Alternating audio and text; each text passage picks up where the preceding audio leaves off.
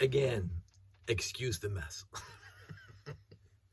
I will say on any given day, my room is not nearly this messy. The rest of the floor is fairly midland.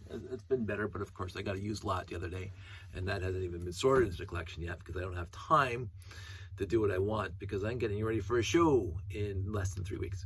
So, so the room is a little bit of a demo zone. Not the worst I've ever had, but it's but the parts strewn about, the parts and pieces, and the Legos. Yes, I said Legos, and literally nobody's gonna stop me. Lego, please. The Legos are strewn all over the table. The wiring, the wire strippers, the needle nose bent pliers, the little pocket knife that came from. Let's see, what is this? Laidlaw Inc. That's a while back. So here's a bit of a story before I get into this. I've been in wedding parties. My friend's been in wedding parties. My friend was in a wedding party years ago. I was at the wedding, not in the wedding party. And the wedding party, it was one of the little gifts that the wedding party got. The guys anyway got a nice little jackknife that was engraved with the wedding of who and who, whatever year, 1992, whatever. Thanks for being out, whatever. And we actually appreciate that. I remember as a wedding party favor for us guys, we got measuring tape, a 25-foot measuring tape. I use that thing literally all the time. It's fantastic. That's a wedding favor for whatever. Anyway, so my buddy gets a little jackknife like this, engraved, and he carried that thing around for years. Put it right on his keychain, blah blah blah, in his pocket, wherever he went. And it came in handy because it was my dive partner, and we're always out, and every once in a while he needed a jackknife, and he already had one in his pocket. So decades go by. And he is going to fly somewhere, and he goes to security, and of course the jackknife's in his pocket. He normally would leave it in his truck, but it ends up in his pocket. And excuse me, sir, you can't board the plane with that knife on you. And it's like, because it's a trinket. So you give it to them or you throw it out or whatever. So he lost the jackknife because of the rules. And again, the rules are valid. Don't even start on that. I'm pretty, I like rules like that. You can think they're invalid, whatever, but it doesn't matter. That's not the point of the story. The point of the story is my buddy lost a jackknife that he had for literally a long time, that he got at the wedding party. Anyway, I just thought about that when I saw this engraved thing.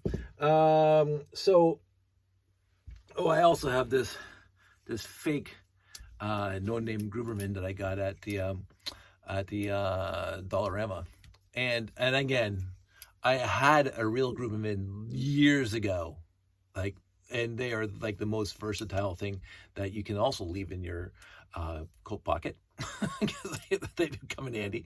But this was like, I can remember this was like $4 or $5, whatever.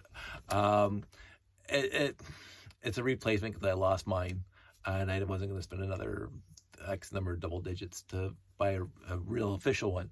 And this one is crap. It's bent. It's not at all whatever. But for what I need here, it works perfectly fine because the only parts that I actually use is this guy right here, this little flathead.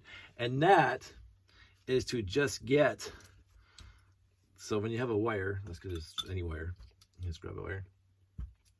What I find is that this is the bottom piece. Let me see if I can, there's the bottom piece, that's the inside. The bottom piece of one of these, right? So if you pop this piece out in the middle, this is what you get.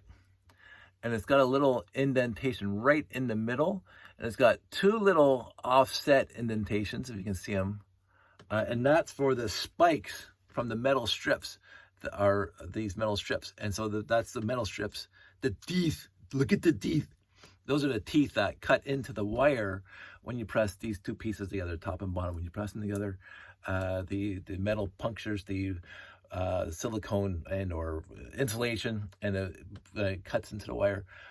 So there's electricity getting from the wire into the the studs on the top and the sides on the bottom. So you'll see that there are two little indentations, two little indents at the top, and those are for the teeth to go into, so the teeth can go straight through, and it really makes a nice connection to the wire. You don't have to solder or anything.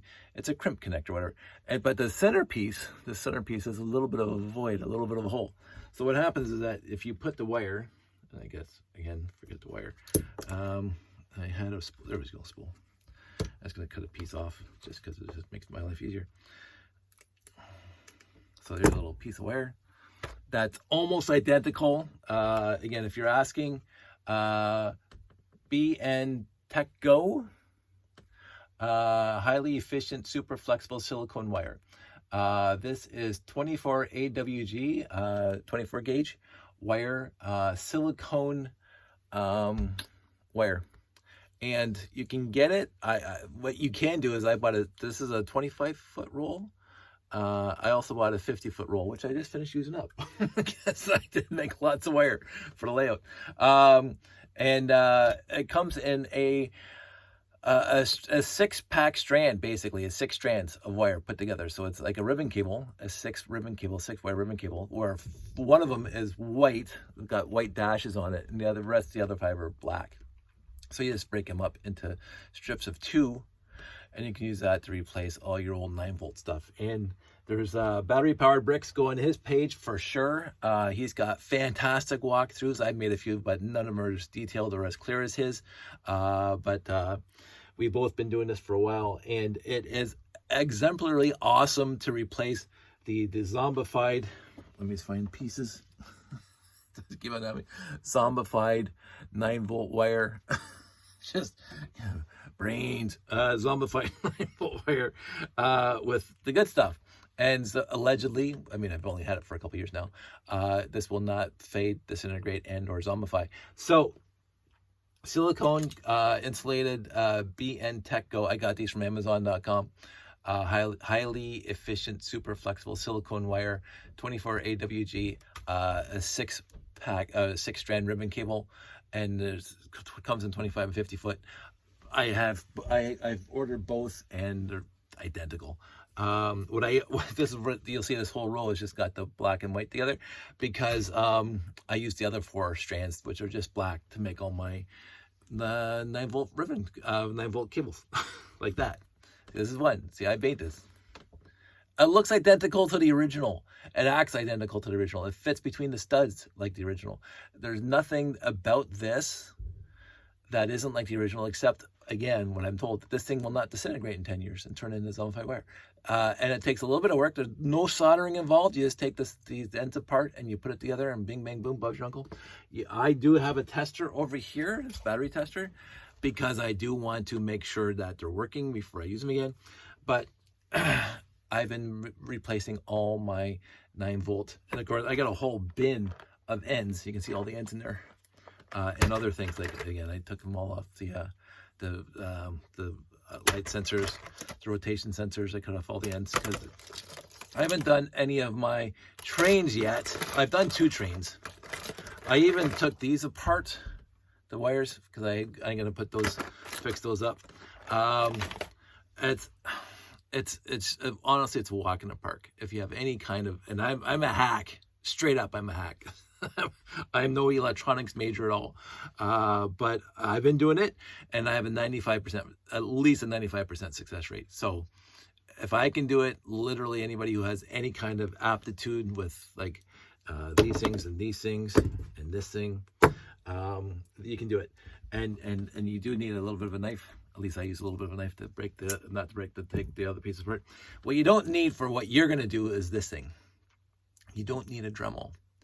I need a Dremel because I don't just replace and make originals again, the same size. Where'd it go? I just had it. I wanted to show you. Anyway, I just don't make those things for crying out loud. I put it down, and it just walked away. I don't just make the original sizes. I make my own lengths. I make my own whatever. And the important thing right now for my monorails is that I make them double-ended. So the wire comes out one side, wire comes out the other side. So that one goes to the front pickups, one goes to the back pickups, which then goes, the centerpiece just connects to the monorail motor. So I have one wire per monorail motor, but I have 2 sets of pickups. But this one, ta-da, I put 3 on here. And they all work. And this is just so I can get the lighting into the two engines, the 2 monorail cars, without running wires back off the one pickup. So what's going to happen is that this thing's going to have a 9 volt to 3 volt converter on this side, and I'm going to have another 9 volt to 3 volt converter on this side, like this, right? And so these two wires will be, and one will be in one car, and this will be in the other car, and the center just connects to the monorail motor. And then the ends become my pickups to the copperized track. So I do this, and to do this, you have to take a Dremel and Dremel out the notch so the wire can come out the other side. Because again, without it, so there's only one wire on one side, there's the other side is completely sealed. Do you see there's that? So I just take a Dremel and I cut a groove in there to allow the wire to come out the other side.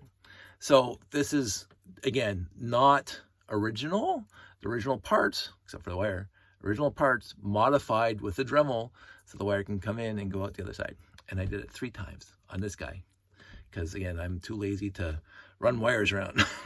So this is one wire going through. So it's like this. Let me just show you like that. So this thing's going to be on here as like so.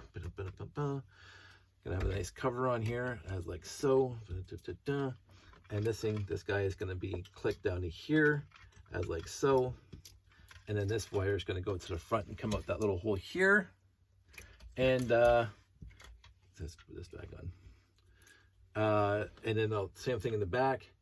And then these things will just bring the power to the life lights kits there and there. And this thing should look identically in the show than it did last time. But the interior wiring is going to be radically, completely, and much easily done. That's a word I just made up. It's going to be much better. Because again, I used to have this guy, wherever again, I put it again, the short little stubby guy. And that's not it. Wherever I put him, he's down here somewhere. He used to go from the motor to here, and then I had the 2x8 electric plate. So I had one going to the motor, one going to the front set of pickups, one going to the back set of pickups, and then I had to put the life lights kits on the end.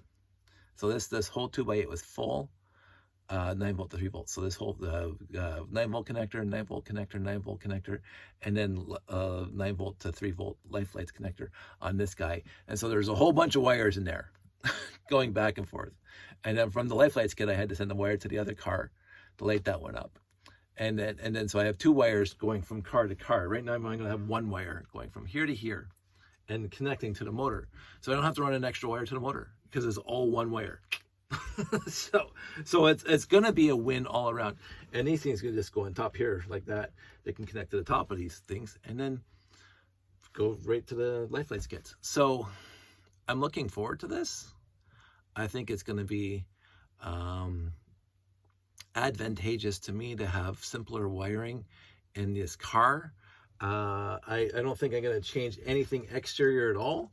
I've always liked, again, this is my first one that I built, my first mock, my monorail mock that I remember building, and especially a 6-wide, and I want to maintain it as is because I like it. I always like this one, but I also wanted to make the wiring a lot better. And I think this is going to do it. So I'm going to do that now. A nice short video for everybody. Not even 15 minutes. I better wrap this up really, really quick. So I hope everybody out there is doing well. Bricks in the 6th, November 16th, 17th. Mississauga. Look it up. Bits. Bricks in the 6th or brickassembly.ca. And the Lego convention in Toronto. I will be there all days, but the public days I'm usually around my layout. So come drop on by, harass me, bug me, talk about my monorails, or talk about whatever you want to talk about. I'm up for it. So I'll talk to you guys soon. Take care.